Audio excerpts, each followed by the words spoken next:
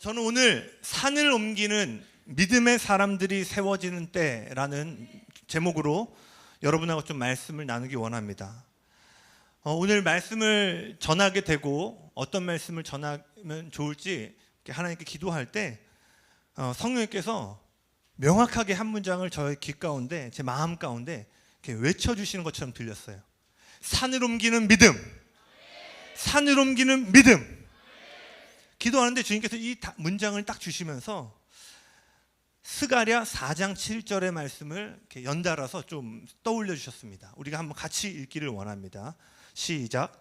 큰 산아 내가 무엇이냐? 내가 스룹바벨 앞에서 평지가 되리라. 그가 머릿돌을 내놓을 때에 무리가 외치기를 은총이 그에게 있을지어다 하리라 하셨고, 아마 많은 사람들이 산을 옮기는 믿음이라고 하면 마가복음 11장에 너희든지 누구든지 이 산더러 들리어 바다로 던져지라. 의심하지 않고 말하면 그 말하는 것이 그대로 되리라. 아마 산을 옮기는 믿음이라 하면 아마 많은 분들이 마가복음 11장 이 구절을 생각하실 거예요. 저도 산을 옮기는 믿음 하니까 바로 이제 마가복음 11장 말씀이 생각이 나더라고요.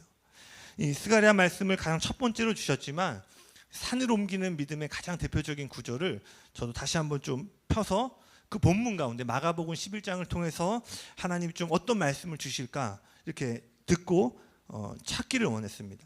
그런데 마가복음 11장을 펴는데요, 성령님께서 마가복음 11장의 산을 옮기는 믿음이 아니라 스가랴 4장 7절의 산을 옮기는 믿음이다라는 감동을 제 안에 계속 주시는 거예요. 그러니까 마가복음 11장을 보는데 감동이 안 되는 거예요. 그러면서 성령께서 그런 마음을 주셨고, 제가 이것들을 좀 메모해 놓고 그냥 저녁이 됐습니다. 그리고 제가 이제 샤워를 하면서 목욕을 하는데 이렇게 반신욕을 좀 했습니다. 반신욕 하다가 이제 마무리하고 씻으려고 딱 하는데 제가 이렇게 좀 기도를 했어요. 산을 옮기는 믿음을 전하기에 제가 좀 턱없이 작아 보이는 거예요. 그래서 제가 이렇게 샤워를 하면서 하나님 앞에 좀 이렇게 기도했어요. 하나님, 산을 옮길 만한 믿음을 전하기에는 제가 좀 턱없이 부족해 보입니다. 제가 담기에는 너무 큰 주제인 것 같습니다, 주님. 뭐 이런 주제는 조지훈 목사님이나 조영기 목사님이나 뭐 이런 믿음의 거장들이 막 산을 옮기는 딱 믿음하면 그 느낌 아시죠? 근데 제가 산을 약간 가볍잖아요. 네, 할렐루야. 역시. 네. 그러니까 제가 무엇을 전할 수 있을까? 산을 옮기는 믿음에 대한 원리와 지식은 전할 수 있을 것 같은데, 아까 아니라고 해주신 분들 너무 축복하고 감사하고요. 근데 메신저로서 그것이 체화되고 내가 그 실제를 갖고 있는 것을 전하는 것과 어떤 개념과 원리를 전하는 것의 차이를 메신저들은 압니다. 그러니까 제가 산을 옮기는 믿음 하면은 1단계, 2단계를 잘 정리해서 여러분에게 설명을 해드릴 수 있을 것 같은데 모르겠어요. 제가 담기에는 아직 그 주제가 좀 큰 것처럼 느껴졌어요. 그러자 주님께서 바로 저에게 이런 내면의 감동, 대화를 주셨어요. 웅보야, 모세가 출애굽할 때 그 사건이 큰 산을 옮긴 사건이냐? 오병이어의 한 끼의 도시락을 가지고 장정만 5천 명이고 여자들과 아이까지 포함하면 10,000명이 넘는 사람들이 한 끼 도시락으로 배불리 먹은 것이 산을 옮긴 사건이냐라고 물으시는 거예요. 그래서 제가 예, 맞습니다. 모세가 출애굽하고 한 끼 도시락으로 10,000명 먹은 게 산을 옮긴 사건이 맞습니다. 제가 이렇게 대답을 했어요. 그러면서 주님께서 계속 대화를 이렇게 이어나가셨어요. 그렇다면 그 놀라운 믿음의 사건이 어디서 시작되었느냐? 모세가 산을 옮겨 민족을 구원할 일은 그가 가지고 있던 작은 지팡이에서 시작되었다. 오병이어라는 이 초자연적인 응답은 한 소년의 작은 도시락에서 시작되었다. 나는 사람들에게 큰 산을 옮기는 믿음이 너희가 지금 가지고 있는 작은 것으로부터 시작된다는 것을 말해주기 원한다. 저는 큰 산을 옮기는 믿음 하면 막 믿음의 거장들이 얘기하는 그런 거를 생각을 했는데 주님께서 저에게 스가랴 말씀을 주시고 기도 가운데 그리고 그런 하나님과의 그 관계 가운데서 주셨던 마음은 지금 우리가 갖고 있는 작은 것 안에 큰 산을 옮길 하나님의 가능성과 믿음이 있다는 것을 여러분에게 나누라는 마음을 제 안에 받았습니다. 성경에서 가장 위대한 산을 옮긴 사람을 꼽으라면 단연 모세가 세 손가락 안에 들 거예요. 그가 사람으로서 유일하게 바다를 가르고 10가지 재앙과 셀 수 없는 기적으로 민족을 구원했고, 반석에서 물을 내서 약 200만 명이 먹었다고 합니다. 돌에서 물을 쳤는데 20명만 먹어도 뒤로 자빠질 기적인데 200만 명, 그때 당시에 약 200만, 더 넘게 보는 수치도 있고요. 적어도 100만에서 200만 명이 모세가 바위에서 지팡이를 칠 때 물을 먹는 일이 있었다라는 거예요. 모세보다 더 많은 산을 옮긴 사람을 찾아보기가 어려울 정도로 모세의 삶은 놀라운 일들이 가득한 인생이었습니다. 근데 우리 여기 계신 분들이 많이 아는 것처럼 출애굽기 4장에는 바로 이 모세가 산을 옮기는 여정을 시작하는 장면이 나옵니다. 하나님은 한 세대를 가로막고 있는 거대한 산을 옮기는 자로 그를 부르셨죠. 근데 출애굽기 4장에 그 하나님의 산을 옮기라는, 민족을 구원하라는 부름 앞에 보였던 모세의 첫 번째 반응이 뭐였죠? 저는 못합니다. 저는 입이 둔한 자입니다. 모세는 연약함과 부족함, 두려움으로 가득했습니다. 그래서 자신이 계속 거듭 할 수 없, 하나님은 계속 할 수 있다고 하는데 계속 못한다고 그러잖아요. 그러자 하나님께서 출애굽기 4장 2절입니다. 출애굽기 4장 2절 같이 한번 읽겠습니다. 시작. 여호와께서 그에게 이르시되 내 손에 있는 것이 무엇이냐? 그가 이르되 지팡이니이다. 그리고 하나님께서 모세에게 그 지팡이를 던지라고 말씀하셨고, 던져진 지팡이가 뱀이 되었죠. 그 주님께 다시 그러면 그 뱀의 꼬리를 잡아라. 그리고 모세가 다시 꼬리를 잡으니까 뱀으로 변했던 지팡이가 다시 본래의 지팡이 모습으로 변하게 되었습니다. 그리고 이날 평범한 목자의 지팡이는 바다를 가르는 권능의 지팡이로, 산 위에서 원수의 군대를 무너뜨리는 승리의 지팡이로, 바위에서 물을 내는 기적의 지팡이로 변하게 되었습니다. 하나님은 자신은 결코 그 산을 옮기기에 합당한 자가 아니라고 여길 때, 모세가 그렇게 자신을 여길 때 하나님은 모세의 손에 있는 것이 무엇이냐고 물으셨다라는 거예요. 다시 말해 그분은 이렇게 말씀하신 거예요. 그래? 못할 것 같아? 그렇다면 모세야, 내 손에 들린 게 무엇이냐? 우리가 거기서부터 시작해보자. 네 손에 들린 작은 것에서부터 한번 시작해보자. 오병이의 기적은 어때요? 아까 말한 것처럼 10,000명이 넘는 사람들이 먹었지만 그 모든 기적은 한 소년의 한 끼 도시락이었습니다. 그때 그 도시락을 가져온 제자들이 이렇게 얘기하잖아요. 턱없이 부족하다. 모든 제자들은 안 된다라고 얘기합니다. 예수님은 사람들이 갖고 있지 못한 것이 아니라 갖고 있는 작은 것에 주목하셨어요. 모든 사람들은 없는 것에 주목함으로 결론이 뭐예요? 안 된다라고 얘기했는데 예수님은 한 끼도 가지고 있는 그 작은 것 하나, 안 될 것 같아? 그래? 그럼 네가 가지고 있는 게 뭐야? 그 작은 도시락에서부터 시작해보자. 많은 경우 사실 이것은 우리의 모습이기도 하지 않아요? 큰 믿음이 요구되는 상황이 올 때 우리는 우리에게 없는 것, 우리가 갖고 있지 못한 것에 초점을 맞추는 경향이 강합니다. 그도 그럴 것이, 큰 믿음이 요구되는 상황에 들어가면 어떻게 돼요? 내 힘으로 할 수 없는 것을 주님이 말씀하시기 때문이죠. 우리가 능력을 주시고 우리의 그 모든 상황 가운데 해결책을 주시는 분에게 고정하는 것에서 우리에게 없는 것, 문제를 바라볼 때 우리는 부족함이라는 것을 경험하게 됩니다. 그리고 부족함이라는 생각이 들어오게 되잖아요. 그럼 우리는 우리도 모르게 낮은 차원에서 생각을 하게 돼요. 즉 하나님이 의도하지 않은 제한된 감옥에 우리가 이 부족함이라는 생각으로 인해서 갇히게 됩니다. 그럼 어떻게 돼요? 낮은 믿음을 갖게 되고 큰 돌파가 필요한 때에 믿음이 발휘되지 못하고 문제에 사로잡히게 되는 거예요. 어느 누구도 단번에 산을 옮기는 자리로 나아갈 수 없음을 기억하시길 바랍니다. 모세가 태어날 때부터 바다를 가르고 민족을 구원할 믿음을 갖고 있던 것이 아니었죠. 그는 반평생을 도망자와 실패자의 정체성으로 살았고, 그리고 그 80이 다 돼서는 이제 할 수 있는 것도 아무것도 없고 자신의 양도 아니라 심지어 장인의 양을 치면서 하루하루 먹고 사는 것에서 감사하다라는 인생 가운데 있었어요.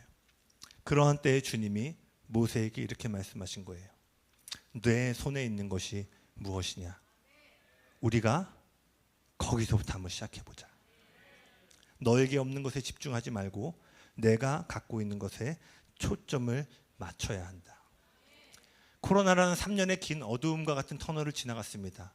이 3년의 기간에 여기 계신 분들 중에 누군가는 잡을 잃으셨을 수도 있고, 파산을 하셨을 수도 있고, 하던 사업체가 문을 닫았을 수도 있고, 물론 반대로 큰 돌파를 경험하신 분들도 있겠지만 건강상의 큰 어려움을 겪으신 분들이 있을지 모르겠어요. 그러나 여러분이 어떠한 3년의 시간을 지나왔건 간에 믿음으로 선포합니다. 주님이 여러분을 산을 옮기는 자리에 좀 부르고 계십니다. 그리고 오늘 이 밤에 그 3년의 터널을 지난 이전에 어떠한 일이 있던가 상관없이 주님께서 오늘 이 밤에 여러분이 하고 있는 말은 네 손에 들린 것이 무엇이냐? 내가 거기서부터 너와 뭔가를 하기 원한다. 아멘.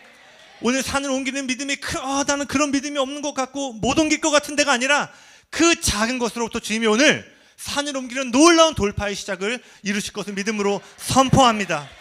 주님께서 오늘 이것을 전하라고 하셨어요. 믿음으로 선포합니다. 2023년 산을 옮기는 믿음의 사람들과 사건들이 일어나게 될 것입니다. 아까 보았던 스가랴 4장 7절 말씀 다시 한번 보겠습니다. 올해 우리에게 주신 하나님의 말씀이 바로 학개서 2장 9절, 이 성전의 나중 영광이 이전 영광보다 더욱 크리라 라는 2절 9절이에요. 근데 제가 잠깐 그 성경적인 배경에 대해서 설명하기 원하는데요. 제가 지금 읽고 있는 4장 7절과 학개서 2장 9절은 동일하게 스룹바벨과 여호수아를 향해서 대제사장 여호수아를 향한 예언입니다. 그러니까 지금 시간대가 같은 거예요. 혹시 제가 준비한 이미지 한 번만. 네, 여기 보시면요. 네, 다음이요. BC 605년에 바벨로 1차 포로, 3번 포로로 끌려가게 되는데 BC 605년에 바벨론 1차로 포로로 끌려가고 다음이요. 우리가 최근에 목사님 설교를 통해 들었죠. BC 538년에 이방왕 고레스 칙령을 통해서 이스라엘이 고국으로 돌아가고 빼앗겼던 모든 성전 기물과 심지어 성전 건축에 필요한 모든 재물들이 공급될 거다라는 것이 고레스 칙령을 통해서 이렇게 들어오게 됩니다. 그리고 다음이요. 그리고 바로 그 다음에 이 칙령이 선포된 다음에 537년에 드디어 약 5만 명에 이르는 유대인들이 이 예루살렘으로 본국으로 1차 귀향을 하게 됩니다. 그리고 다음이요. 그리고 그 다음에 536년에 드디어 그 5만 명이 정착하여서 성전 재건을 공사합니다. 다음이요. 그리고 이것이 바로 예레미야 선지자를 통해서 605년과 536년 그 다니엘이 그 인생의 말년에 예레미야가 예언한 70년의 때가 다 했다라는 것이 바로 저렇게 70년의 예언의 성취가 된 거였죠. 그 다음이요. 그리고 나서 536년에 감격스럽게 정말 초자연적으로 이방 왕을 통해서 노일뿐만 아니라 성전 재건에 대한 모든 재물이 공급되었음에도 불구하고 536년에 기초를 놓자마자 주변에 방해하는 세력들로 인해서 성전 공사가 삽을 뜨자마자 멈추게 됩니다.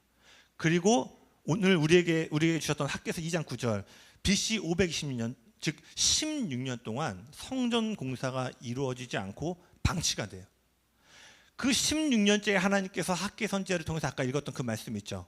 다시 한번 성전이 재건될 것들을 학개 선지자를 통해 예언하고 힘을 불어넣으십니다. 그리고 바로 이 성전 건축의 회복을 통해서 이 성전의 나중 영광이 이전 영광보다 더욱 클 것이라고 예언을 해요. 그리고 2달 뒤에 한 사람이 또 하나님께 쓰임을 받는데 다음이요. 바로 오늘 읽었던 스가랴가 2달 뒤에 동일한 520년에 스가랴가 하나님으로부터 예언을 받고 아까 읽었던 4장 7절의 말씀을 그 성전 재건에 이끌었던 리더였던 총독 스룹바벨과 대제사장 여호수아에게 예언한 것이 바로 우리가 읽었던 4장 7절입니다. 그 다음이요. 그리고 16년 동안 멈춰졌던 그 성전 공사가 나중에 스가랴 말씀을 보시면 알겠지만 이 예언을 통해서 힘이 공급되어지고 516년 4년 만에 성전이 재건이 됩니다. 그리고 다음이요. 그리고 이 모든 얘기가 느헤미야 앞에 있는 에스라 1장 6절에 기록되어 있습니다. 그래서 여러분이 올해 저에게 주신 말씀, 학개서 말씀을 좀 깊이 묵상하시려면요, 동시대의 성경 좀 백그라운드를 알고 이해하시면은 큰 도움이 될 거예요. 그래서 지금까지 제가 한 얘기가 에스라 1장과 6장에 남아 있습니다. 제가 이것을 말하는 이유는 지금 제가 오늘 좀 전하고자 하는 스룹바벨 큰 산을 옮기는 믿음이 올해 우리에게 주신 말씀과 밀접하게 연결되어 있다는 것을 기억하면서 보기를 원하는 거예요. 하나님은 선지자 학개를 통해서 예언하셨던 것처럼 모든 나라를 진동하고 만국의 보배를 드러내고 이 성전의 영광을 이 성전의 나중 영광을 이전보다 더 크게 하시는 일들을 말씀하셨고, 그 일은 스가랴의 말씀대로 하나님 앞에 높아진 산들이 무너지고 옮겨지는 일들을 통해 이루어졌습니다. 아멘. 근데 아까 그 학개서 2장 7절에 보면 내가 모든 나라를 진동할 것이요 만국의 보배가 이르리니라고 하고 9절이 우리에게 받은 말씀이잖아요.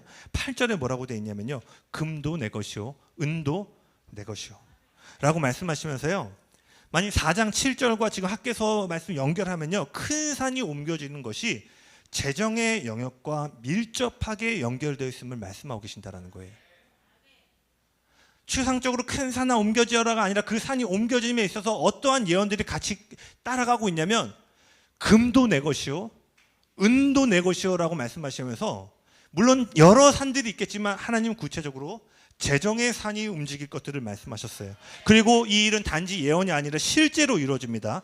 학개와 스가랴가 이 예언을 선포하고 얼마 지나지 않아서요, 고레스의 뒤를 이었던 다리오 왕이 고레스의 칙령을 다시 꺼내서 보고 확인하고 난 다음에 어떻게 되냐면요, 성전 공사를 허락해 줬을 뿐만 아니라 에스라 6장 8절에서 9절 한번 읽어보겠습니다. 에스라 6장 8절에서 9절 같이 읽겠습니다. 시작. 내가 또 조서를 내려서 하나님의 이 성전을 건축함에 대하여 너희가 유다 사람의 장로들에게 행할 것을 알리노니, 왕의 재산 곧 유브라데 강 건너편에서 거둔 세금 중에서 그 경비를 그들로 멈추지 않게 하라. 또 그들이 필요로 하는 것 곧 하늘의 하나님께 드릴 번제의 수송아지와 순양과 어린 양과 또 밀과 소금과 포도주와 기름을 제사장의 요구대로 어금치 날마다 주어. 아멘. 이 성전 재건이 다시 가동되기 시작할 때 어떻게 되냐면요, 이방 나라의 어마어마한 재정이 성전의 영광을 재건하는 것 가운데 흘러오게 됩니다. 근데 아까 보았던 것처럼 고레스 칙령을 통해서 성전의 영광이 다시 재건되려고 할 때 이방으로부터 재물이 돌아오게 됐어요. 하나님 나라로 들어온 일들이 있었죠. 다리오 왕이 그것을 다리오 왕 때 다시 성전이 재건되려고 하니까 어떻게 돼요? 또다시 이방 나라로부터, 왕실의 이방 나라의 금고로부터 재정들이 하나님의 나라로 들어오게 되었다는 거예요. 여러분, 이것이 우연이라고 생각되어 주세요. 하나님이 영광을 회복하실 때 금도 내 것이요 은도 내 것이요 라는 일들이 있게 될 것이라는 거예요. 하나님의 영광을 상징하는 성전이 회복될 때마다 놀라운 재정의 이동이 일어났다는 것을 제가 살펴볼 때 이사야 60장을 떨쳐낼 수가 없어요. 우리가 잘 아는 말씀이지만 그래도 우리 믿음으로 이 교회와 우리의 심령 가운데 선포하는 심령으로 7절이 되지만 한번 믿음으로 선포하기를 원합니다. 이사야 60장 1절과 7절이 바로 학개와 스가랴 시대 가운데 일어난 일인 줄을 믿습니다. 우리 영혼 가운데 선포합시다. 시작. 일어나라 빛을 발하라 내 빛이 이르렀고 어둠이 땅을 덮을 것이며 오직 여호와께서 내 위에 임하실 것이며 그의 영광이 내 위에 나타나리니 나라들은 내 빛으로 왕들은 비치는 내 광명으로 나아오리라. 내 눈을 들어 사방을 보라. 무리가 다 모여 내게로 오느니라. 내 아들들은 먼 곳에서 오겠고 내 딸들은 안기어 올 것이라. 그때 내가 보고 기쁜 빛을 내며 내 마음이 놀라고 또 화창하리니 이는 바다의 부가 내게로 돌아오며 이방 나라들의 재물이 내게로 옴이라. 허다한 낙타 미디안과 에바의 어린 낙타가 내 가운데에 가득할 것이며 스바 사람들은 다 금과 유향을 가지고 와서 여호와의 찬송을 전파할 것이며 게달의 양 무리는 다 내게로 모일 것이요 느바요의 순양은 내게 공급되고 내 제단에 올라 기꺼이 받음이 되리니 내가 내 영광의 집을 영화롭게 하리라. 아멘. 이 일들이 2023년 이 교회와 열방의 하나님의 그리스도 몸된 교회 가운데 풀어질 것들을 믿음으로 선포합니다. 7절에 내 영광의 집을 영화롭게 되는 그 일들이 있기 전에 어떤 일들이 있어요? 왕들이 하나님께로 나오고 이방 나라의 재물들이 주님의 나라로 돌아오게 될 거라는 거예요. 서로 다른 시간차를 두고 있지만 동일한 일들이 계속 일어나고 있다는 거예요. 성전의 영광이 회복될 때 믿는 자들의 재정뿐만 아니라 믿지 않는 사람들의 재정이 하나님 나라로 돌아오는 일들. 전 이것들을 준비하면서 그 일들이 일어날 것들을 선포하면서 준비했습니다. 로마서 15장 4절에 이렇게 기록되어 있습니다. 바울이 이렇게 말합니다. 무엇이든지 전에 기록된 바는 우리의 교훈을 위하여 기록된 것이니. 무엇이든지 전에 기록된 바는 오늘 우리를 위한 것이라는 거예요. 그렇게 학개와 스가랴를 통한 예언은 그 시대를 향한 예언과 성취일 뿐만 아니라 동시에 오늘 우리를 살고 있고 앞으로 있을 일에 저는 리허설이라고 믿습니다. 이 성전의 나중 영광이 이전 영광보다 더 큰 일이 있게 될 것이고, 저는 이러한 하나님의 거룩한 재정이 일어나고 돌아온 일들이 있게 될 것을 저는 믿음으로 선포합니다. 지난 3년 전 세계가 팬데믹으로 역사상 유례없는 진동을 경험했죠. 다시 말하지만 이것은요, 인류 역사상 유례가 없는 사건입니다. 물론 중세시대 흑사병이 있었고 1800년대에는 콜레라가 유행을 했고 1910년대에는 스페인 독감이라는 어떤 그 전 세계적으로 큰 그 죽음을 일으켰던 전염병들이 있습니다. 근데 그런 게 일어났지만 일반적으로 유럽, 미국 어떠한 그 적은 건 아니지만 전 세계가 쉐이킹되는 일은 없었어요. 근데 한 가지 질병으로 인해서, 전염병으로 인해서 지구 전체가 영향을 받은 팬데믹은요, 지금 2세대밖에 없습니다. 학개서 2장 7절 말씀대로 모든 나라가 문자 그대로 진동을 경험하는 시간이었어요. 곳곳에서 어려움의 시간으로 들어갈 것이라는 뉴스가 여기저기서 들려옵니다. 그 최근에 정말 부동산, 주식 관련해서 젊은이들이 목숨을 잃는 사건들이 지금 이제는 익숙하리만큼 많이 나오고 있잖아요. 최근에 진짜 많이 봤던 뉴스 중에 20대들이 그 명의 빌려줘가지고 부동산 막 100몇십 채씩 갖고 있는데, 정말 신기하게 누가 죽인 것처럼 다 그 사람들이 어느 날 죽어서 세입자들이 막 돈을 못 받는 일들. 제가 더 설명하지 않아도 이 3년의 기간 동안에, 그리고 앞으로 있을 전망에 대한 어떠한 부정적인 뉴스에 대한 것들을 여러분 이미 잘 알고 계실 거예요. 그러나 마치 어둠이 온 땅을 덮는 시간이처럼 보일 때에도 이 어려움의 시기에 하나님은 당신의 수룹바벨들을 세워서 큰 산을 옮기고 무너뜨리실 것입니다. 주님께서 다시 한번 금도 내 것이요 은도 내 것이요 라고 말할 당신의 사람들을 저는 오늘 이 밤에 찾고 계시고 우리를 그러한 자라고 부르신다고 믿습니다. 그래서 우리는 하나님이 씨앗으로 주신 응답으로부터 이제 산을 옮길 준비를 하셔야 됩니다. 예배팀 나와주시겠어요? 다시 스가랴 말씀으로 돌아와서 스가랴 4장 9절에서 10절 말씀입니다. 스가랴 4장 9절에서 10절 말씀입니다.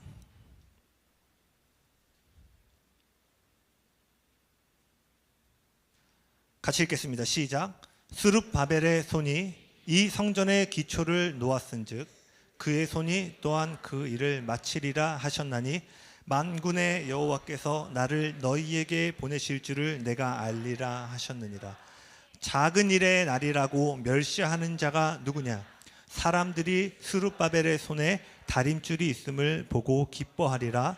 이 일곱은 온 세상에 두루 다니는 여호와의 눈이라 하니라. 아멘. 말씀 띄워주세요.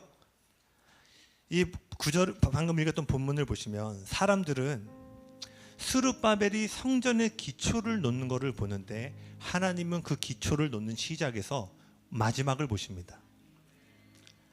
시작에서 주님은 성전이 완성되는 것을 말씀하세요. 사람들은 10절의 말씀처럼 작은 날이라고 여길지 모르지만 주님은 기초를 놓는 작은 날의 시작에서 성전이 완성되는 마지막을 보고 계십니다.